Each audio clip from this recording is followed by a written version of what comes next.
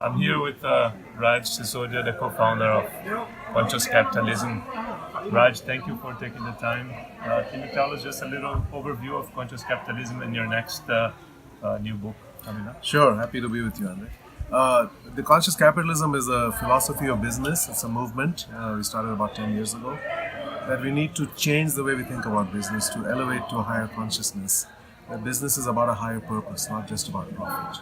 Profit is just a means to an end of actually creating more human flourishing by realizing the purpose that we choose for our business, which should relate to human well-being and planetary flourishing.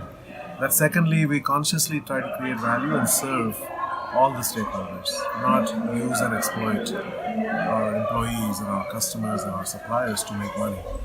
It's about serving and creating value and not using and exploiting. That we need leaders who actually care about the purpose and care about the people, and they're not driven just by their ego and their hunger for money and power. It's the leaders who are there to serve. And finally, cultures where people look forward to going to work, where there's fun, there's trust, there's transparency, and most importantly, love and care. Where most businesses have a lot of fear and stress, and they think that's how you motivate people and get them to work hard.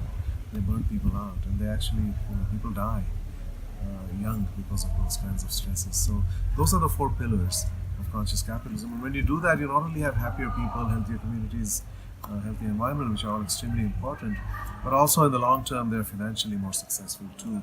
So there's no trade-off here. This is about simultaneously creating multiple kinds of wealth for all stakeholders. And if it is possible, then why should we not do this? There's no reason why we should do the old way. So that's what our movement is. We're in about 18 countries and 36 US cities and growing pretty rapidly.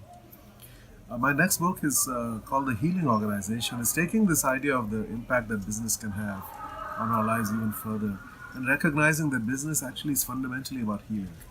Because if you're really meeting people's needs, the needs of employees, the needs of their families, the needs of customers, not just creating and feeding wants, desires, and addictions. So if you're meeting real needs, you're making people whole. Right? In a way that you're healing them. So this is the idea that business can be done in a way that consciously seeks to heal, because if you don't consciously choose that, we're actually hurting people. And the evidence is overwhelming about the amount of pain and suffering that we're causing.